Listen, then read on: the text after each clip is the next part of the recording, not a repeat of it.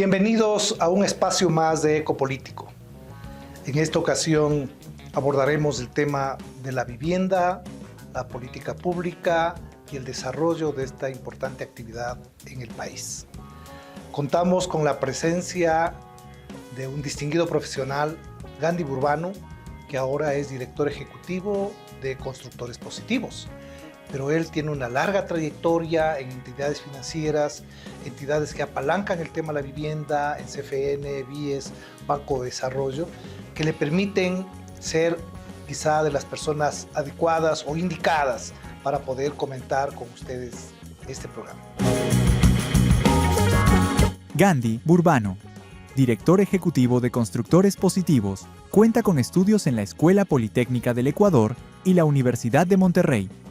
Amplia experiencia gerencial, con una agenda de trabajo orientada a la articulación público-privada, la formalización del sector y el impulso de proyectos urbanos como el llamado Acuerdo Quito 2034. Ha desempeñado importantes cargos como director de políticas y productos en la División Inmobiliaria del Banco de Desarrollo del Ecuador, asesor de presidencia en la Corporación Financiera Nacional y amplia experiencia y trayectoria en el BIES. Bienvenido, Gandhi. En el Ecuador, al momento, existen alrededor de 2 millones, se dice, de viviendas que no tienen todas las condiciones para una vida digna. Sería gente que vive en sectores no titularizados, en zonas de riesgo, con casas construidas con materiales inadecuados, sin las condiciones técnicas adecuadas.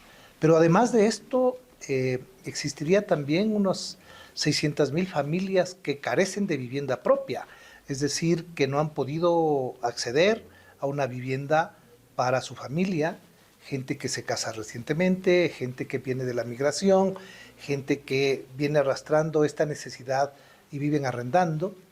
Y este es el marco que en los últimos años estas cifras se han deteriorado, han ido creciendo, es decir, el déficit que se denomina cualitativo y el déficit cuantitativo de vivienda en el Ecuador ha ido aumentando. En esta ocasión hemos escuchado, hemos visto las acciones que el gobierno intenta implementar con el programa Miti Miti, con un programa que llegaría a unas 200,000 viviendas como objetivo político. Quisiéramos empezar por allí. ¿Cómo miran desde Constructores Positivos y de tu experiencia como un profesional vinculado al tema de la vivienda, la construcción y el financiamiento, esta situación que tiene el Ecuador al momento? Bueno, primero agradecerte, Jaime, por la invitación. Es un honor estar en este espacio que lo lideras tú, con toda la experiencia y todo el bagaje que tienes de conocimiento, sobre todo en materia de vivienda, pues para mí es un gran reto acompañarte.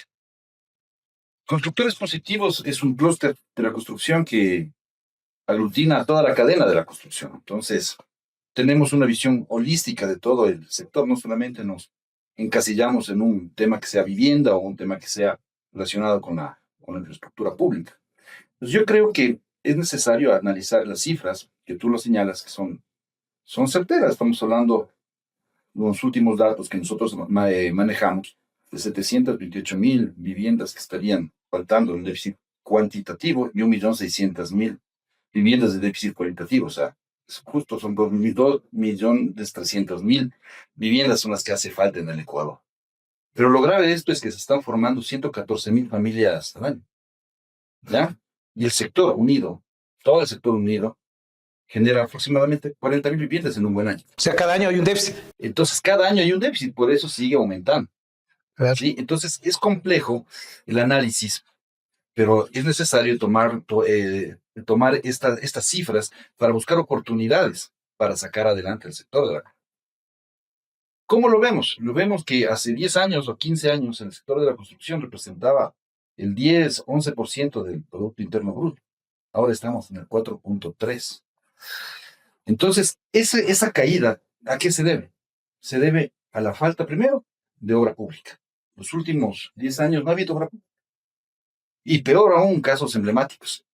Y hay ciudades específicas que adolecen absolutamente de infraestructura emblemática, como Quito, por ejemplo. Quito tenemos, aparte del metro, que evidentemente es una gran obra, tenemos un puente, un túnel de Guayasamín, la solución Guayasamín, que está construida a la mitad. Falta la otra mitad. Hay que acelerar este tipo de procesos que van a traer mayor encadenamiento y evidentemente mayor empleo. Y eso va a permitir que la necesidad de vivienda fluya con mayor dinamismo. ¿Ya? Eso por un lado, sí, hablando de cifras. Pero lo fundamental aquí es que ya es hora de que el país cambie un poco ese chip. Pensar que es cuestión de seguir generando como hemos venido generando. Creemos nosotros firmemente en que primero hay que partir de una política de Estado, que hoy por hoy no existe. Es una política general que englobe todo el esquema de vivienda. La vivienda es transversal a todos los sectores. Pero, perdón interrumpir, siempre hemos escuchado en los últimos gobiernos, como parte de sus declaraciones, de sus propuestas políticas, los nuevos programas de vivienda. Recuerdo en el gobierno del señor Moreno, en el gobierno del señor Lasso, se hablaba de cifras gigantes en cuanto a superar el crecimiento de la demanda con una oferta y con una política de subsidios, con una política de créditos, con una política incluso a los sectores precarios de vivienda gratuita que les permite el acceso.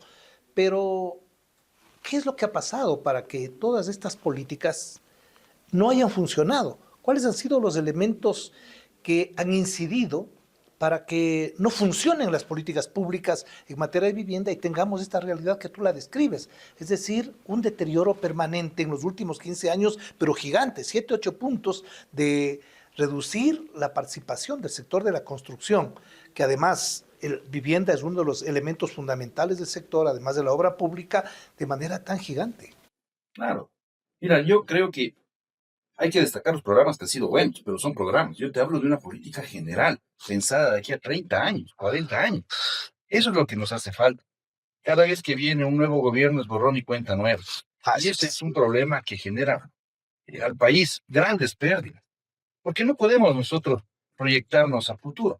Solamente pongámonos en los vecinos, Colombia y Perú, en donde recientemente hubo un cambio de presidente en el Perú, pero las inversiones en materia de infraestructura se mantienen. Y crecieron. Y crecen, tienen presupuestos superiores a 10.000 millones de dólares. Esa inversión china gigante. 500 millones. La inversión del puerto chino allí. Entonces, claro, tienes la inversión del puerto chino, tienes la inversión del tren, un tren rápido, pero tienes una serie de proyectos que lo hacen en colaboración con el Estado, porque tienen fortalecido sus alianzas público-privadas. ¿Es solo seguridad jurídica o es una planificación? Para mí es un conjunto de todo, pero todo parte de una política en la que se separa del aspecto político los temas que son netamente de inversión. De la gobernabilidad o crisis de gobernabilidad, que sigan allí enfrentando sus temas, pero que el programa de desarrollo de largo plazo avance.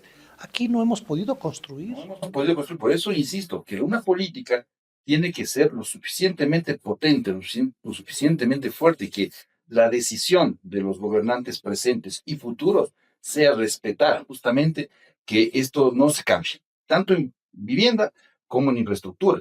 Antes, ¿cómo funcionaba esta separación? El 70% representaba lo que es infraestructura o la obra pública, y el 30% era la vivienda o la inversión privada. Ahora está 50-50, pero no es porque la vivienda haya crecido, sino que la obra pública se cayó. Por eso estamos en ese rango. Y hay un indicador interesante. Los últimos 10 años posiblemente, el volumen de crédito hipotecario se ha mantenido entre 1.600 y 1.800 millones, con ciertos picos por diferentes circunstancias, pero se ha mantenido. Y ese es un indicador que nos debe llamar la atención, nos debe asustar. ¿Por qué no estamos creciendo? Es un mercado que no crece. Pero resulta ser contradictorio porque si miramos el presupuesto del Estado, si la carencia es la obra pública, miramos el presupuesto del Estado que hoy está en 46.000 millones de dólares y que hace 10 años estuvo en 22, 23.000 millones. Hay una curva de crecimiento, pero lo raro y contradictorio es que la obra pública, que debería crecer paralelamente o proporcionalmente al crecimiento del presupuesto, no exista. ¿Qué estamos mirando allí? Estamos viendo que se necesita ver oportunidades en el sector privado. Las alianzas entre lo público y lo privado son el único instrumento, la única herramienta que nos va a sacar de este problema que tenemos ahora. Sí, el Estado definitivamente ahorita no tiene recursos para invertir como se debería en obra pública. Entonces se necesita apalancamiento del sector privado. Y hay un montón de operaciones que se pueden hacer. Pero será falta de gestión de los gobiernos, porque ni siquiera yo miro que sea un tema ideológico. Es decir, hay inversiones internacionales que estarían muy interesadas en venir a hacer obras gigantes en este país que además son rentables. Yo que por señalarte una, ¿no es cierto?, decirte la ampliación del metro, el túnel Guayasamín, que podría ser otro túnel que vaya debajo del estadio y tenga 5.000 parqueos y pueda resolver el problema de todo el valle, de todo el sur y norte de la ciudad, que estarían prestos a invertirlo. Pero al parecer, creo que los gobiernos, no sé, vamos a salirnos un poco de nuestra reflexión sobre la vivienda, porque incide, al parecer están priorizando un poco su conflicto de gobernabilidad y como que descuidan la gestión, descuidan las metas, los objetivos que tiene que cumplir cada sector del sector público, cada ministerio o cada entidad en las áreas de salud, educación, vivienda, vialidad. Entonces esos programas parecen estar descuidados y se prioriza el tema de los líos de la gobernabilidad, que aquí tenemos muerte cruzada, que tenemos nueva consulta, que tenemos mayorías y minorías, y realmente eso es un atentado contra este país. ¿A dónde vamos? Estamos rodando cuesta abajo. Correcto, no, y coincido contigo, no es un tema ideológico ya es un tema de supervivencia. Definitivamente el Ecuador tiene que tomar conciencia de que si nosotros no unimos fuerzas en los aspectos mínimos que a todos nos interesa, generar empleo, riqueza, estabilidad, salud, seguridad, que son los elementos básicos y que créate que todo el mundo los aspira, todo el mundo los anhela, pues tenemos que buscar la manera en la que articulemos todo esto, pero no podemos seguir trabajando digamos, de manera aislada. Una buena política de Estado, sea en la materia que sea, tiene que unir todos los elementos. No puedes trabajar aisladamente. Por más buenos programas que existan, que los hay, no se puede desatanizar todo. Hay cosas muy buenas, muy positivas. El mismo hecho de haber mantenido el programa de vivienda, que ahora se llama Miti Miti, es una demostración, es uno de los mejores programas de la región. Y eso lo hemos dicho siempre. Ahora recién en este gobierno se están al menos difundiendo adecuadamente, se está diciendo, oye, esto es un tema de gobierno, siempre ha sido de gobierno. ¿Cómo está incidiendo justamente esta política de mantener los 1.600 millones en créditos hipotecarios con una tendencia a crecer? ¿Cómo está incidiendo en el empleo de las familias, en el empleo de la gente? El asunto ahí es que para generar más empleo hay que generar más trabajo, más inversiones. Para atraer inversiones tienes que darles seguridad jurídica, tienes que darles y brindarles incentivos, motivaciones, una buena normativa, que eso es lo que buscamos todos. El tema, por ejemplo, otra de las principales dolencias que tenemos en el Ecuador son los temas burocráticos, los trámites, aunque suene feo, pero es la verdad. Un trámite burocrático, un permiso que se demora 1 año, 2 años en obtenerse, te mata cualquier proyecto. Si no tienes un músculo financiero enorme, lamentablemente no puedes salir de eso. Entonces comienzas tú a ver este rompecabezas de una manera mucho más integral. Pues, ¿qué tienes que ver? Temas de inversión, temas relacionados con tramitología, temas relacionados con financiamiento, temas relacionados con cómo aprovechamos las remesas de los migrantes. Hasta el segundo semestre de este año, los meses superaron los 3.700 millones. Es decir, más que todo el volumen de crédito que se generó en el 2024. Es impresionante cómo este país tiene esas bondades y esas fortalezas, el apoyo de los migrantes que merecen todo el reconocimiento. Sin embargo, allí está señalando, y compartimos esa reflexión, una descoordinación institucional, sobre todo en las instancias públicas, porque regresando al tema de la vivienda, muchos proyectos se demoran más de lo necesario, muchos proyectos no arrancan o muchos proyectos se quedan porque no lograron el permiso municipal, porque el municipio no resolvió el tema del uso de suelo, porque el municipio no atendió una modificación que era necesaria para que pueda haber un apalancamiento público-privado. Entonces allí creo que esa traba, esa piedra en el camino, deberían ustedes, los constructores positivos de empresa privada, pensar y recomendar. A mí me parecía, en una reunión que hubo hace poco, decir con el ministro decir, o sea, el Estado es un colegislador, el Estado también puede colegislar en los GACs que tiene sus espacios parlamentarios, que son los consejos. El Estado puede recurrir a la AME para proponer una ordenanza matriz, para que sea aplicada en todos los GACs del país, que pueda facilitar y evitar todas las trancas, cronometrar estos procesos prioritarios que no solo ayudan a la vivienda, no solo ayudan al empleo, sino que dinamizan la vida de las ciudades. Quizá por allí constructores positivos están empujando estas iniciativas. Sí, bueno, de hecho, el tema de la política que te comento es una iniciativa nuestra que le hemos propuesto a este gobierno, al gobierno anterior y al anterior del anterior. Dicho, digan, es necesario que tengamos una buena política en donde confluyamos todas estas iniciativas, todas estas ideas. Tenemos un tema importantísimo que hay que atacar. ¿Por qué no crece el volumen de crédito? También es porque ya no hay capacidad de endeudamiento. Los bancos privados, y ahora lamentablemente tengo que decirlo, que tú tienes mucho apego al tema del BIES. El BIES está dedicado a colocar crédito quiebrantario y no crédito de vivienda. Eso no está bien, está endeudando a la población. Entonces, con una buena política en donde se vaya estructurando todas estas piezas y señalando exactamente hacia dónde naturalmente se debe encauzar los recursos, pues yo creo que vamos a tener grandes oportunidades de negocio, de inversión, de riqueza, de crecimiento. Y el país va a necesitar mucho más de eso. Lo que acabas de decir es totalmente cierto. Un municipio que no entienda, y no me refiero a un municipio en específico, sino en general, un municipio que no entienda lo importante que es el manejo del suelo. Uno de los principales problemas es el suelo, o sea, la generación de suelo adecuado, un suelo urbano en donde se generen buenas centralidades, en donde exista construcción de uso múltiple.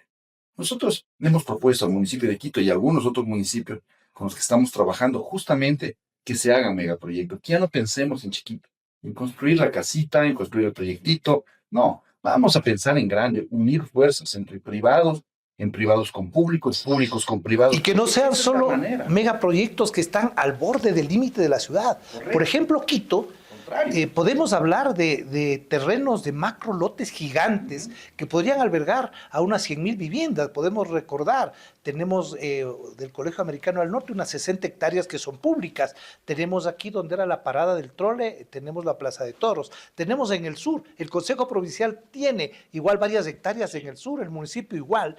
Es decir, todos esos terrenos públicos que están allí generando un conflicto urbano al entorno, podrían convertirse en planes de desarrollo de vivienda que bien podrían acogerse a este momento, que quizá afinar un poco más la normativa y quizá capitanear de mejor manera, gerenciar de mejor manera este proceso. Nosotros inclusive hace unos 3 meses le presentamos al alcalde de Quito un master plan para desarrollar el Parque Bicentenario, la cabecera sur del Parque Bicentenario. Ya.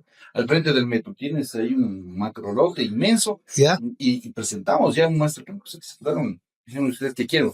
Creo que nos estaban esperando para la queja. Nosotros casi nunca vamos a la queja, sino vamos a la propuesta. Entonces dijimos, oye, creemos que la ciudad ya no puede ser construida de esta manera. Hagamos una centralidad sobre la ciudad. O sea, creemos nuevas oportunidades.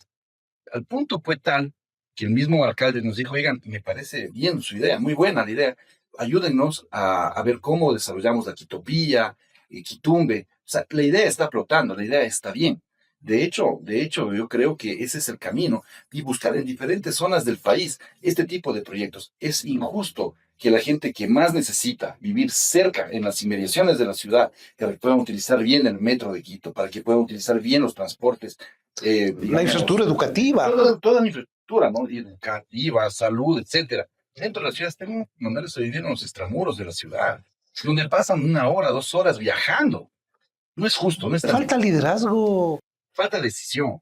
Decisión y liderazgo, porque veamos lo que pasa en el campo político que podía afectar estas decisiones que son de sentido común, que son prácticas para cualquier gobernante, porque además le daría no solo réditos políticos, sino que haría una gran gestión.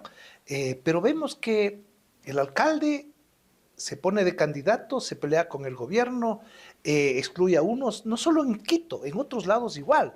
Vemos broncas de la prefectura con el gobierno, cuando lo que debe hacer cada gobernante en su rol central o en su rol seccional es buscar la construcción de consensos que permitan unir un tema que lo topaste al inicio y que me parece importante desarrollarlo, esta facilidad de unir lo público y lo privado. Es decir, en el sector público hay recursos, hay constructores, hay inversionistas que quisieran garantizar sus recursos, no sacar afuera, no tener guardados en el banco, desarrollando proyectos que le den certeza de inversión, que le den certeza de retorno, porque eso es lo que está esperando la sociedad. Sin embargo, allí intentos han existido de las alianzas público-privadas, de generar, pero me parece que la normativa va cambiando, cada vez que viene un nuevo gobierno cambia la normativa, no afina la normativa o no sé, ¿qué es lo que está pasando? La norma actual que regula las áreas público-privadas es muy buena, es muy buena. Ahí en lo que toca trabajar y afinar el lápiz es en las normas secundarias, ¿Ya? reglamentos, etcétera. Pero como todo sucede, te voy a poner un ejemplo, ¿ya? ¿Ya? De lo que ha sucedido. En el año 2023, en diciembre del 2023, se aprobó la ley de eficiencia económica. ¿Ya? Sí, sí, ¿cómo no? Anteriormente, la vivienda de interés social era la única vivienda que podía pedir la devolución del IVA. Que ojo, la devolución del IVA no es un subsidio, no es un beneficio, es pura justicia, Ya. porque el sector de la vivienda compraba todos sus insumos, todos sus materiales pagando IVA. Pero cuando vendías, no cobrabas IVA. ¿Qué pasaba? Que esos valores tendrías que mandarles al gasto, por lo tanto, elevar el precio. Al final, ¿quién terminaba pagando eso? El mismo usuario. Cuando se hizo esta gestión, el Ejecutivo y el Legislativo hicieron su trabajo súper bien. Entendieron la necesidad del sector y dijeron, no, está bien, vamos a plantear que la devolución del IVA sea para todos los proyectos inmobiliarios, no solamente para vivienda de interés social, sino en su generalidad. Chévere. Se aprobó en diciembre, se aplicó desde enero del 2024. De ahí vino la normativa secundaria. Pues se leían sus reglamentos y toda la cosa, y no comenzaban a poner limitaciones. Limitaciones que solamente hasta tal monto, que vamos a devolver. Y bueno, en lo constitucional de la ley, en la ley se estableció 90 días o de plazo, al menos eso sí está en la ley. Ya. Pero bueno, ha habido problemas, pero ya te van normando. Cuando ya te van normando y te van limitando, se va perdiendo el espíritu de la ley, el espíritu del legislador y del ejecutivo. Sobre eso hay que trabajar. Esas son líneas muy delgadas y que marcan la diferencia entre que una política sea buena o aplicablemente buena y una política sea solamente lírica. ¿Qué es lo que sucede, por ejemplo, con la ley de simplificación de trámites? Que si tú le ves, es muy buena. Y es un Pepe Morgana, me parece, por Pablo Muñoz, que está cuando era legislador, me parece. Estoy casi seguro. Sin embargo, de eso y en la aplicación general de la ley, no llega al efecto, pues, ¿no es cierto? Tenemos trámites que se demoran, no meses, años, años, o trámites que se deberían demorar minutos, que se demoran días, o trámites que se deberían demorar días, que se demoran meses. Entonces, eso no está bien, no está bien. Tenemos que automatizar los municipios, tenemos que digitalizar los municipios. En plena era de la inteligencia artificial no podemos seguir trabajando con tecnologías del siglo pasado. Yo creo que ya es hora de... Has puesto el dedo en la llaga a la mayoría de municipios del país. A todo el país. Tenemos que transformar el país hacia lo tecnológico. Y para eso son también las alianzas público-privadas. Este esfuerzo de innovación me parece interesante y creo que ahora existe una coyuntura buena, pues el viceministro de la Vivienda en el Ministerio de Transporte y Vivienda ahora es un técnico, es un constructor, y he visto que su presencia ha dinamizado de alguna manera las políticas. Será hora de empujar lo que se viene haciendo allí para construir un poco más de consensos entre lo público y lo privado. Es una buena oportunidad. Por supuesto, toda oportunidad que promueva el crecimiento, que promueva el mejoramiento del sector es positivo y siempre lo apoyaremos, venga desde donde venga. Entonces, las ventajas es que yo te diría, que todas las propuestas que nosotros hemos lanzado para rellenar el fideicomiso, para implementar, estamos insistiendo y vamos a volver a insistir en el tema de que se cree un plan nacional de vivienda, de ahorro para vivienda. Porque ¿qué está sucediendo? Que hay muchas personas que sobre todo están en estos segmentos de la informalidad o los famosos independientes, no pueden acreditar ingresos, ¿no es cierto? ¿Cómo los bancos no pueden abrir su apetito de riesgo utilizando otros mecanismos en medio de la tecnología. No lo van a hacer por el momento, pues creemos que nosotros hay que impulsar este plan que te permita ir evaluando que una persona que tiene capacidad de ahorro y justifica su ahorro mensual, es decir, eleva su comportamiento, puedes tener un modelo de calificación mucho más asequible y puedes ir abriendo el abanico. Otra cosa, el fondo de garantía de los créditos hipotecarios, que sea un fondo, sea un seguro, no importa, el mecanismo ya se lo define, lo importante es tomar esa decisión. Pues todo eso ya se lo está analizando, eso es bueno. Pero hay que instrumentarlo. Hay Lo que que tú has instrumentarlo. dicho es sustancial. Tiene una importancia capital porque yo personalmente en mi actividad de construcción de vivienda social lo he podido sentir, sobre todo en ciudades donde, o en sectores donde la población no está sujeta a un salario, a un empleo formalizado y tiene su emprendimiento, pero tiene una economía suficiente como para pagar una deuda de $250 al mes, que equivale a un arriendo, y endeudarse en una vivienda. Sin embargo, los parámetros de la superintendencia de bancos que le da al BIES, que le da a la mutualista, que le da a la cooperativa, no son cumplidos porque lo primero que te piden es el rol de pagos, lo segundo la declaración del impuesto, y son gentes que están en el proceso de formalización a la economía. Nosotros hemos construido un pequeño sistema de parámetros de evaluación, y créete que nosotros, me refiero a la empresa donde yo activo, se ha dado una cantidad de créditos gigante, sin embargo la cartera vencida de esas gentes casi no existe. Es decir, la gente paga sus obligaciones, porque además su casa queda hipotecada y claro, es una garantía de retorno. Yo creo que el Estado debe avanzar un poco más en encontrar un mecanismo, porque esa es la mayor parte de la población donde está el déficit que hablamos al inicio. Gente que no puede acceder al crédito y que necesita vivienda o mejorar su vivienda. Entonces, ese es un tema. Está pagando arriendo esa gente. Así es. Pero igual tienen que pagar, o sea, que tengas o no tengas casa, o sea, el rubro que tú le vas a asignar para vivienda va a ser prácticamente el mismo. Claro, y eso a la larga, el Estado no crees que debe pensar que también le significa un retorno porque esas personas ya con su vivienda también se formalizan, pero pagan también su impuesto predial, se formalizan en su vida cotidiana, logran un patrimonio que les permite de alguna manera irse incorporando a esta economía formal que todos aspiramos tener. Y claro, ahí quiero retomar un poco el tema del BIES. Tú, Gandhi, estuviste en el BIES, viviste lo que este ente financiero que se creó en el 2008 en Montecristi y que de alguna manera vino a convertirse en el rector, apalancador directo de la vivienda en el Ecuador. Creo que se han entregado 240,000 créditos desde el 2010 hasta la fecha, en estos que ya van 15 años de vigencia del BIES. Y claro, este hecho fundamental ha permitido que sobre todo la clase media que tiene acceso a calificarse un crédito pueda acceder a la vivienda. Pero hay otro segmento allí que necesita, que está alrededor del salario básico, es decir, los empleados, los trabajadores, los jornaleros, los que están incluso en las empresas públicas y privadas, los porteros, los guardias, que van al BIES y dicen, sí, estás calificado. ¿Cuánto es mi crédito? 20,000, 22,000.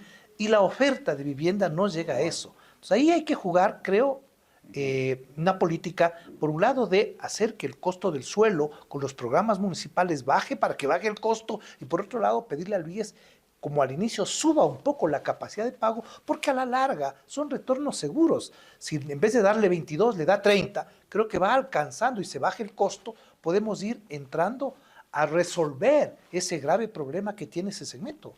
El BIES definitivamente marcó un antes y un después en la política de vivienda. O sea, en el financiamiento yo te diría toda la política de vivienda. Si tú haces un análisis, antes tenías que entrar con 30% de entrada, Sí, tenías que ahorrar prácticamente eso, ¿no? A veces te daban algún plan de financiamiento los productores directamente, los bancos te decían yo te financio la diferencia, pero era muy duro acceder, era muy difícil acceder, ¿no es cierto? Los créditos. Pero cuando entra el BIES, todo esto se vuelca y entra un banco digitalizado. Para esa época era... Sí, una maravilla, sí Yo me fue. acuerdo que unas jornadas de trabajo tremendas que teníamos, pero cuando armamos la fábrica, bueno, una serie de cosas, son experiencias enormes, lindas, pero asimismo sí la pena ver cómo está ahora, cómo está ahora, cómo se ha venido ralentizando el BIES, cómo se ha venido reduciendo. Llegó a tener el 70% de participación del mercado hipotecario. Ahora está raspando el 30%. ¿A qué se debió? Y el asunto es lo que te Malos decía, ¿no? técnicos, Mira, designaciones inadecuadas. Por supuesto, ha tenido muchas cosas, ¿no? Pero lo fundamental, el BIES tiene un problema estructural. Tiene un problema estructural. Fue bien creado, tú lo sabes bien, pero tiene una estructura muy mal hecha. El directorio, básicamente, que es quien debe definir las políticas y hacia dónde debe caminar el BIES, cuáles son los indicadores de gestión adecuados para manejar el riesgo de los recursos, al final cuentas a todos nosotros, ¿no es cierto? O sea, Así los es. jubilados no tienen no tiene una lógica, una técnica en ese sentido. Y eso pues decanta a toda la administración, ¿sí? Porque han hecho y han deshecho. Han hecho y han deshecho con el pobre banco. Si tú lo ves, la estructura orgánica del BIES ya no es bancaria, ahora es ministerial. Desde hace algunos años, unos 10 años tal vez. Lamentable. Mira, ahorita tenemos un directorio que está, si no estoy equivocado, 6 o 7 años ya en función. No es justo, No está no bien. está bien. Un directorio que ha puesto 20 gerentes y ha sacado, ahorita, ayer nombraron uno nuevo, un gerente nuevo. Ahí los resultados que ¿Cierto? tenemos. Entonces, si tienes tú un promedio de gerentes de 6 meses, tenemos que buscar cuál es la causa que provoca esos efectos. Y la causa es quién designa. Así es, el tomador de decisiones, el ejecutivo y la política. Yo quiero recordar ahora, tú me vienes a la memoria cuando tuve la oportunidad de ser el impulsor de este proyecto de ley en Montecristi, en el Congresillo, y se creó una institución que tenga parámetros similares a la mejor entidad financiera que tenía el país en el manejo, que era el Banco Central. Tenía un esquema institucional fuerte de capacitación riguroso, no político, ya no de manejo político en el sentido de meter gente sin la formación, en saltar la normativa, la rigurosidad. Así fue creado el banco. Lamentablemente en el tiempo se ha ido deteriorando y lo que tú nos cuentas ahora debe ser motivo de una reflexión tanto del Estado, del gobierno y de los afiliados, de los jubilados, porque deben reclamar una gestión mucho más eficiente, toda vez que no solo ayuda a ellos, ayuda al conjunto de la sociedad. Y además, si el banco mejora sus ganancias como lo tenía antes, tiene un colchoncito adicional para las pensiones jubilares, porque las ganancias del banco, además de mantener la solidez de esta entidad financiera, las ganancias van al fondo del IES para que la jubilación futura que tendrá la gente que aporta tenga también una posibilidad de tener un ingreso mayor. Correcto, y el BIES tiene todos los juguetes, todos los elementos, por decirlo de alguna manera, que tienes crédito hipotecario, tienes el famoso quirografario, que desde mi punto de vista lo estamos desnaturalizando. Sí. El quirografario es algo que viene desde la seguridad social, o sea, para una emergencia, para educación, para salud, etc. Pero ahora te saca una propaganda de... Es un crédito de consumo. Un crédito de consumo. Con todo respeto, Día del Padre, para no decir Día de la Madre, ¿ya? Día del Padre, saca un quirografario para regalar el Día del Padre. No es para eso. Gracias. No es para eso. Porque estamos mal acostumbrando al mismo ciudadano, al mismo afiliado. Mientras que tienes un crédito hipotecario que te genera patrimonio, que genera empleo, encadenamientos. El crédito hipotecario en general tiene un destino para la vivienda social, ¿no es cierto? Un poco para aclarar o ampliar el tema que mencionaste del BIES. El BIES va a tener siempre un piso. No puedes llegar hasta la base de la pirámide. Así es. Porque solamente atiende al que está afiliado a la Así seguridad es. social. Entonces, efectivamente, es necesario analizar dentro de toda su cartera, de todo su entorno de riesgo, hasta dónde puede financiar el BIES y a qué segmento puede financiar el BIES. Porque efectivamente hay que fomentar la construcción, la oferta de vivienda de interés social, es decir, de menos de $50,000. Así es. ¿Sí? Ahí es en donde tenemos un gran reto. Pero para eso tenemos justamente el programa MITI-MITI. Así Es si llega más abajo, ya a través de los bancos privados. Pero ¿por qué no pensar en ampliar? Ojo, un dato interesante. Si tú distribuyes, ves el comportamiento o la evolución del volumen de crédito, ves que tienes un 30% de participación del BIES, un 30% de participación de las cooperativas y un 30 y pico por ciento de participación de los bancos privados. Las cooperativas juegan un rol. A pesar de que tienen muchas dificultades para captar recursos, para administrar recursos, etc., están apostando por la vivienda. Entonces, no será de facilitar las cosas, no será de analizar por ahí que el BIES también haga una línea de segundo piso, no será de analizar, o sea, si puedo colocar bien, o sea, soy BIES, puedo colocar bien, pero también tengo recursos para otra vez trasladarlo a la economía popular y solidaria para ciertos segmentos. A ver, ahora me vas a hacer contar esto, que el Banco del 10 fue creado en el Pleno como banca de primer piso cuando reúne el patrimonio técnico justamente para esto.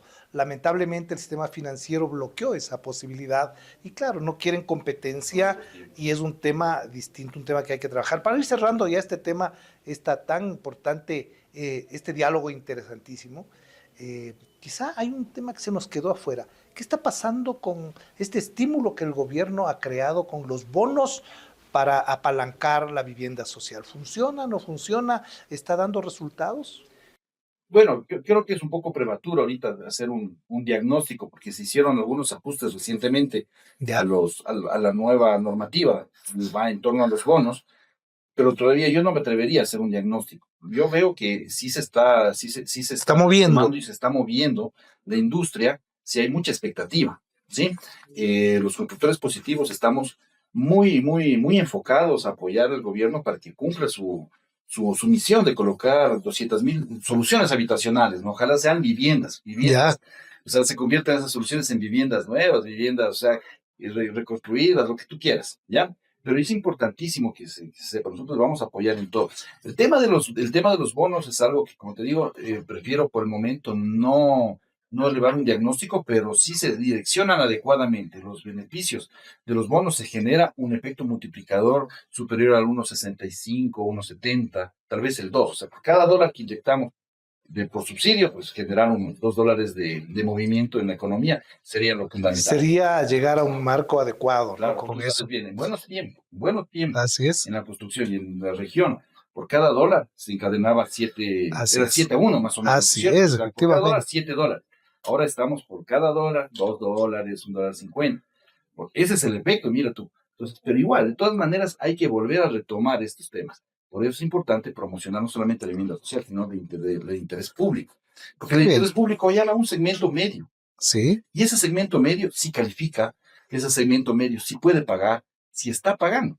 Entonces hay que seguirlo motivando, porque eso mantiene inclusive hasta la dolarización. Extraordinario diálogo con Gandhi Burbano, con los criterios de él y de constructores positivos. Hay que preguntarle qué hacer para un constructor mortal para integrarse a constructores positivos. Extraordinario este diálogo. Gracias, Gandhi, por compartir con nosotros. Creo que estamos trasladando a toda nuestra audiencia conceptos, recomendaciones, reflexiones profundas, sin sesgo político, sino más bien pues pensando en la sociedad, pensando en los ecuatorianos. Muchas gracias por compartir, estimado Gandhi. Mi querido Jaime, muchas gracias a ti por la invitación y siendo una conita. Solamente tienen que comunicarse a Constructores Positivos a través de nuestras redes sociales, nuestra página web, constructorespositivos.com, y ahí pueden suscribirse a Constructores Positivos. Somos una comunidad de más de 1,600 constructores y estamos creciendo. La idea nuestra es justamente presentar una propuesta de valor distinta. Nosotros somos un clúster que aglutina toda la cadena de la construcción y estamos a escala nacional. Entonces, más bien, una invitación cordial a todos quienes desean suscribirse, pues que lo hagan directamente conmigo también fuera. Muchas gracias, estimado Gandhi. Un placer. Muchas gracias.